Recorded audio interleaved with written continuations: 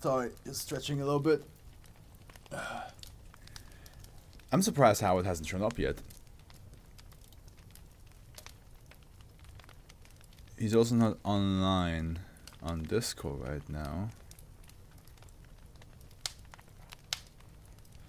Oh well, sometimes this will happen.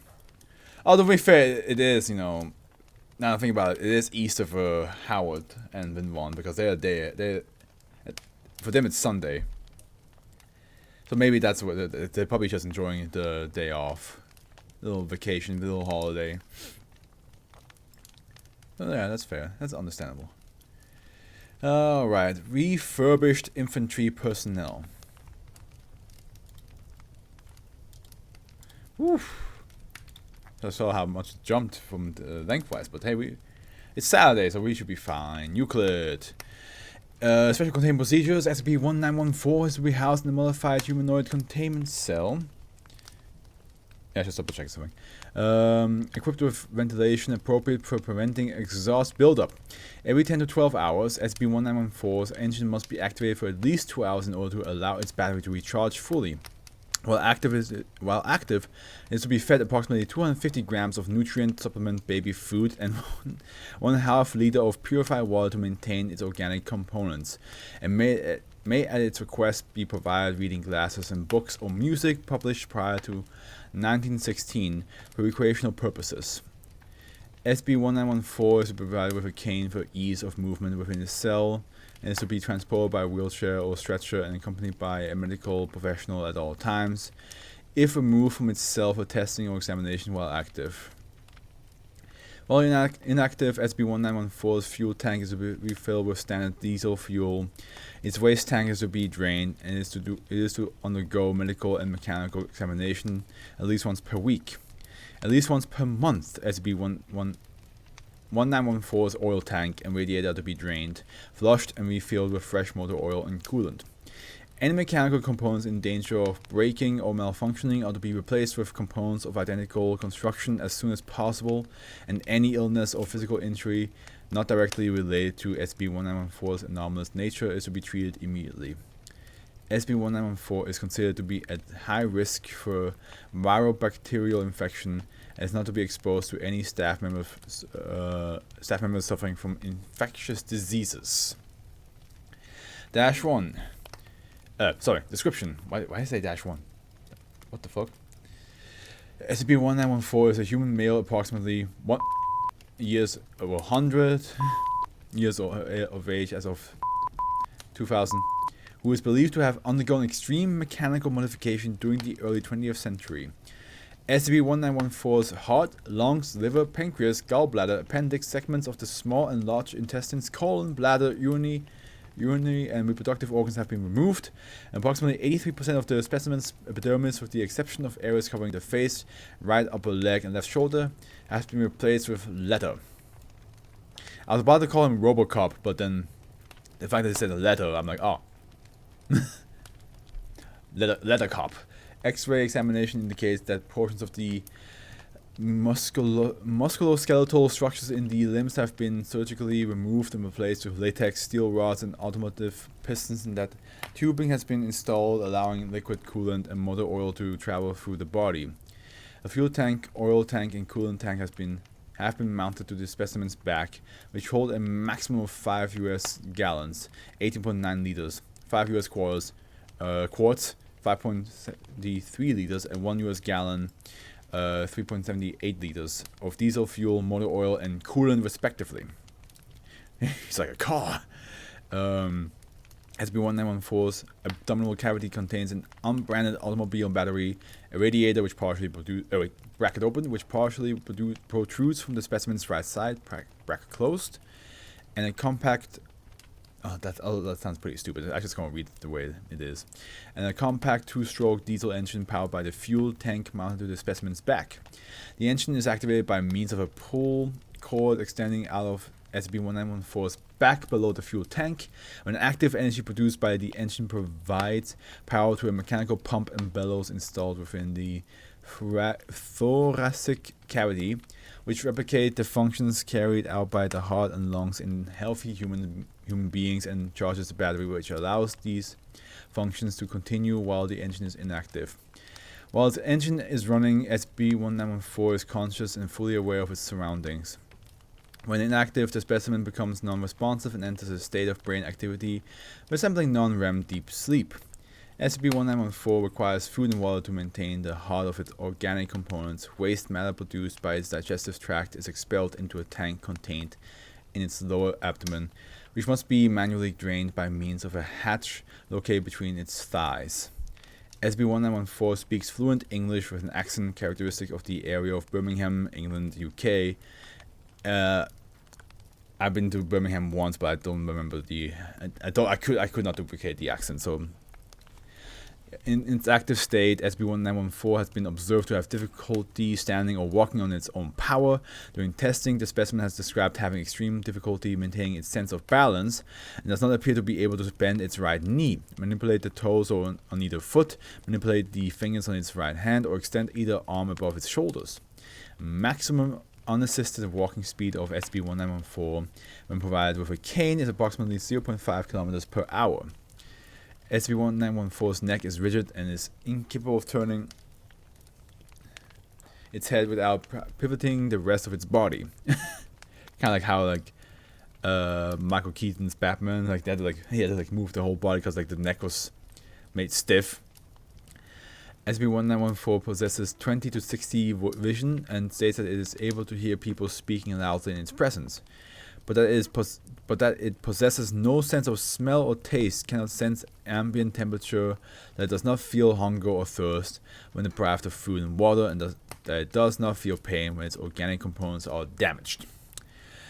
Short interview log 1-1. Here we go. That's the thing that makes it a bit longer, but not too bad. Interviewed SCP-1914. Interviewer Dr. S. Samesh. Alright. Please state your name. Corporal George, redacted 29th Division. You're in the army then. Volunteer for the war, sir. Which war? The Great War, of course. The war to end all wars. How old were you when you signed up?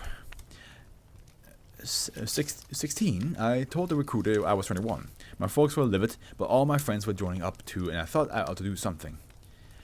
How did you end up the way you are now? We were advancing on an enemy position in the summer, and a German shell landed right in front of us. My nose is itchy, so pardon me, sir. Gotta scratch it real quick. A few feet closer, and I've been torn to pieces. As it was, it nearly took my leg off, and I couldn't get back up. It wasn't until nightfall they found me and took me to the medical tent. And did this happen to you there? No. The doctor said there wasn't anything they could do except give me some morphine to make me more comfortable. A priest came by and gave me the last rites and all.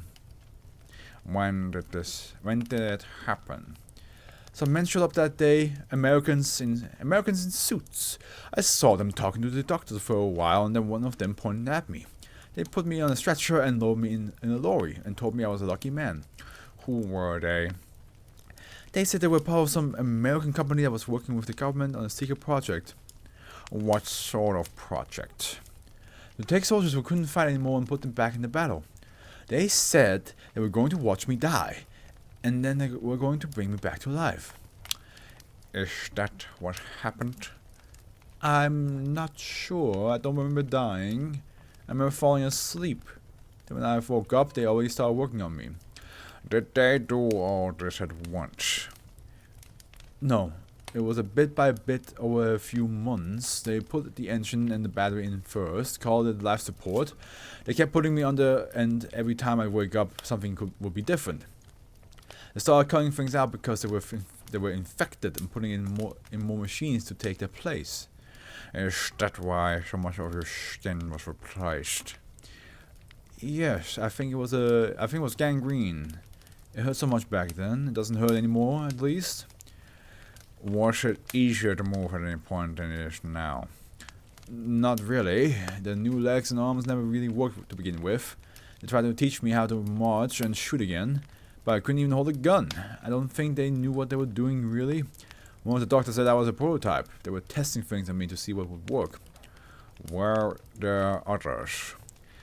I saw lots more and then hundreds, I think.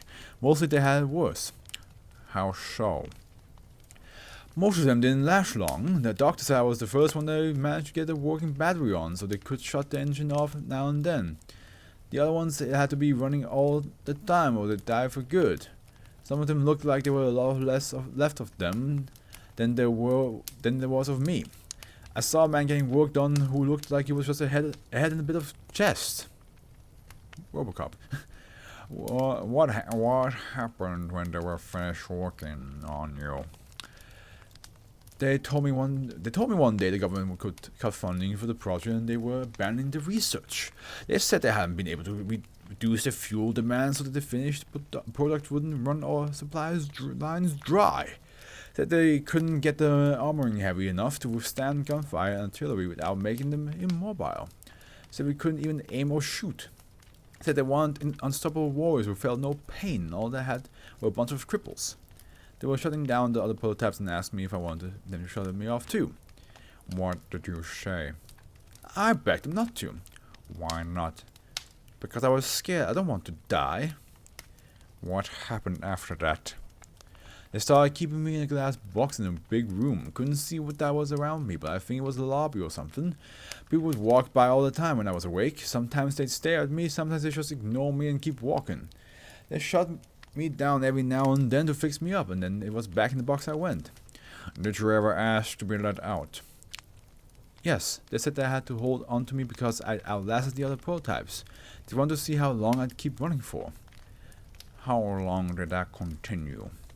Until you lot showed up and brought me here. Not sure how long that was. Very well, that's all the questions I have for today.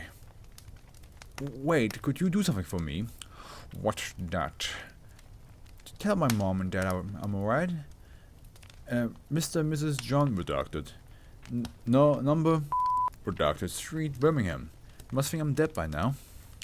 We'll look into it. And one more thing. Yes. How's the war going? Have we won yet? End log. Show addendum level 4 clearance required. During surgery on 2000, to replace a damaged valve in SCP-1914's pulmonary pump, the words Mark 1 Refurbished Infantry Personnel Prototype 1916-317A property of Prometheus Labs, patent pending, were discovered embossed on a metal plate attached to the pump. Investigation into a link between Prometheus Labs and the British government during the First World War and any further cooperation between the two thereafter is pending. The War of Wars. That's gonna be... They're definitely not gonna tell him like, hey, the war you fought was like over 100 years ago.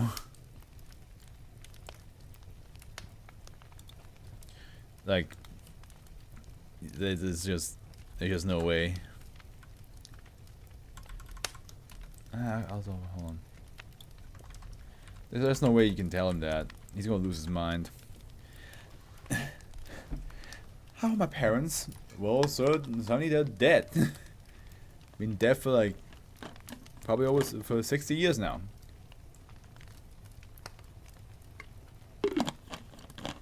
Or even more, if you think about it. No, that can't be. You're joshing. You're pulling my leg. It's. I mean, look outside. I mean, did he ever get the chance to look outside the window and see like how far technology advanced and be like, oh, like this is Captain America if it became Robocop, and but he didn't get frozen eyes. He was just held hostage without any like sense of time. Yeah, it's pretty messed up. Also, the fact that like he always woke up doing his own procedure. I feel like that's like if I ever had a surgery, I think that would be my biggest concern. I'd be like, I'll be like, yeah, put me under, but I hope to God I don't wake up. I hope to God I don't wake up like seeing my chest wide open. You know what I mean? That would just freak me. If I ever do wake up doing such, I think I will try to remember just like no, keep your eyes closed. Just say something like, hey, I'm awake again. Please put me under again. I don't want to see it. Also, do you, if you wake up doing that, do you feel? Oh, I didn't even want to go into details. Yeah, no, I'm good. Let's just stop right there.